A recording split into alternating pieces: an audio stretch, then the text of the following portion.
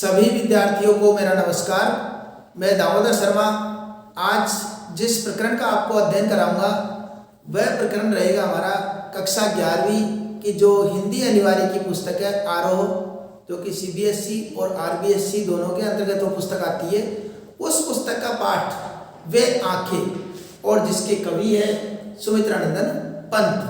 तो देखिए बच्चों, सुमित्रानंदन पंत जी के इस पाठ में हमने पिछले 2 भागों में जो जाना है उसका मैं सारांश रूप में आपको बता देता हूँ कि सुमित्रानंदन पंत जी इस पाठ के माध्यम से बताते हैं कि जब हमारा देश स्वतंत्र था उस समय समस्त लोगों ने अपने अपने हिसाब से उसको आज़ाद कराने का प्रयास किया। एक किसान, उसने भी देश की आज़ादी में अपना योगदान दिया। तो आज़ादी में योगदान किस उद्देश्य से दे रहे थे? सबको ये उम्मीद थी कि देश आज़ाद हो जाएगा तो हमारे जीवन में खुशियाँ आ जाएगी, किसी प्रकार का कोई कष्ट या पीड़ा नहीं रहेगी, हम अपने हिसाब से जिएंगे, अपने हिसाब से खेती करेंगे, अपने हिसाब से व्यापार करेंगे, अपने हिसाब से कार्य करेंगे। सबके मन में ये भाव था। लेकिन हुआ क्या? देश आज़ाद भी हुआ। आज़ाद होने के बाद में महाजन और जमींदार उन्होंने अपना अधिकार जमा लिया और ऐसी स्थिति में उस किसान पर किसी ने भी उसको नहीं देखा।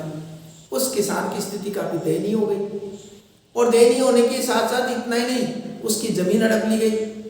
जमीन हड़पने के साथ साथ उसके पुत्र की जमींदारों के लठितों द्वारा हत्या कर दी गई। क्या मिला उस किसान को?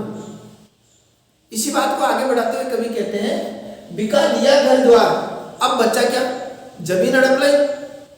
जमीन हड़पने के बाद में उसके पास जो थोड़ा बहुत घर बच रहा था, उसके पास रहने के लिए छत थी, उस घर को भी महाजन ने न ब्याज की कोठी छोड़ी।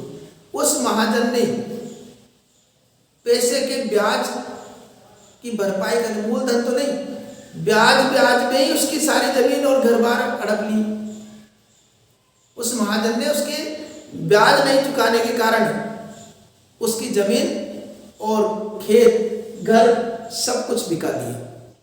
महाजन ने न ब्याज की कोड़ी छोड़ी, एक कोड़ी मात्र भी उसकी ब्याज की मुक्त नहीं की। देश तो आज़ाद हुआ, लेकिन आज़ाद होने के बाद में एक महाजन को, जो देश के किसान है, अन्नदाता है, उनके प्रति कुछ भाव रखना चाहिए। उल्टा भाव रखने की जगह उस ब्याज के चक्कर में उसके जो घर बार है वह सब बिका दिए और रह रहे आंखों में चुपती वह कुर्क हुई पर्दों की जोड़ी।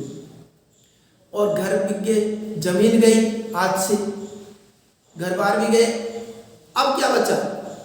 बार बार उसके हृदय में, आंखों में बार बार उसके जो हष्ट-पुष्ट 2 बेल थे जोड़ी, बर्दो, देशज शब्द है यहाँ पर, बर्दो का मतलब बेल।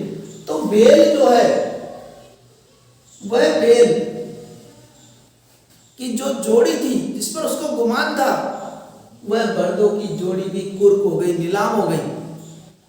उस महाजन का ब्याज चुकाते चुकाते उसके पास जो बेलों की जोड़ी थी वह भी नीलाम कर दी गई। कुर्क का होता नीलाम। तो बार बार उसको उसकी याद आती थी, आंखों में चुभती थी वो बात। बार बार जब भी याद आती थी बेलों की, घर बार की, घर द्वार की, उसकी आंखों में चुभती थी, पीड़ा होती थी।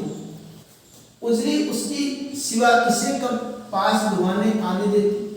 और उजरी उसकी गाय का नाम है। जिस गाय की ये स्थिति थी कि उसके अलावा उसका दूध, उस किसान के अलावा उसका दूध अन्य कोई दूध नहीं सकता, उसका दूध अन्य किसी के सामर्थ्य नहीं दूध सकता हो, वह गाय भी उससे हड़प ली गई।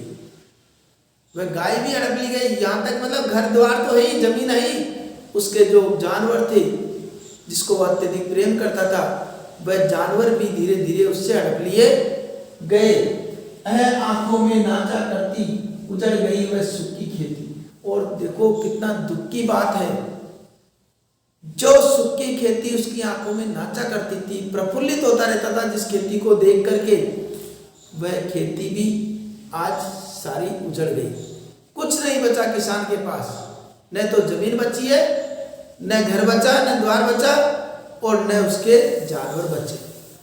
कैसी स्थिति उस किसान की कर दी आज़ादी के बाद।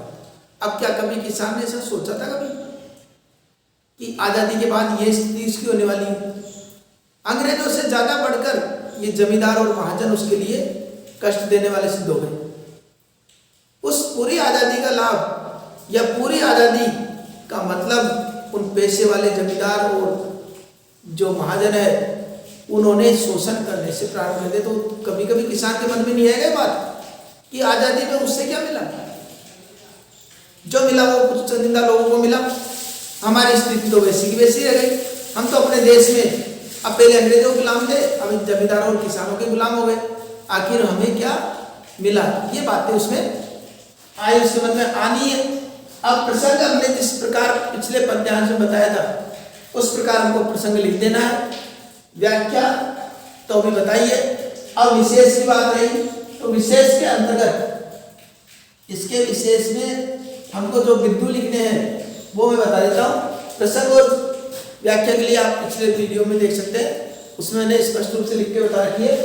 अब देखिए प्रसंग में बता दिया, विशेष में हमको खड़ी बोली हिंदी का प्रयोग,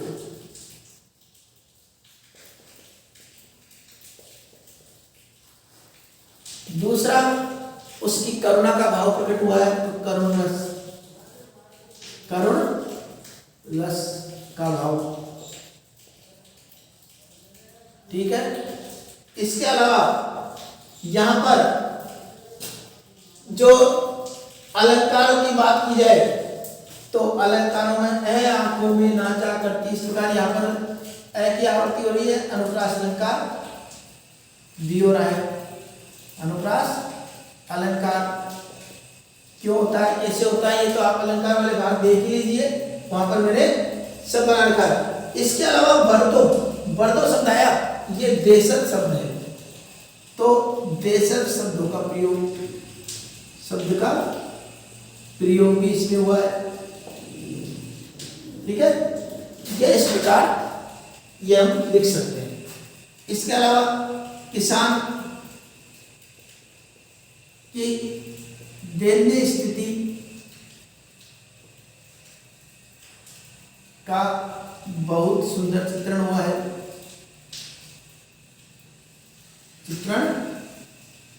है,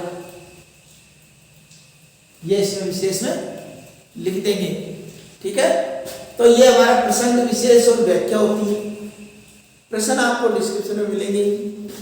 इसके अलावा पिछले जो 2 वाक्य जो लिंक है वह आपको आई बटन में उपलब्ध रहेंगे, वहां जाकर आप देख सकते हैं। प्लेलिस्ट में वैसे मैंने पूरा काव्य खंड व्यवस्थित कर रखा है, प्लेलिस्ट में जाकर के भी आप देख सकते हैं। और कोई समस्या है तो कमेंट बॉक्स में लिख करके पूछ सकते हैं। तो ठीक है, अगले भाग में किसान की स्थिति का वर्णन करने के लिए पुनः आपके समक्ष हाजिर होऊंगा। तब तक धन्यवाद।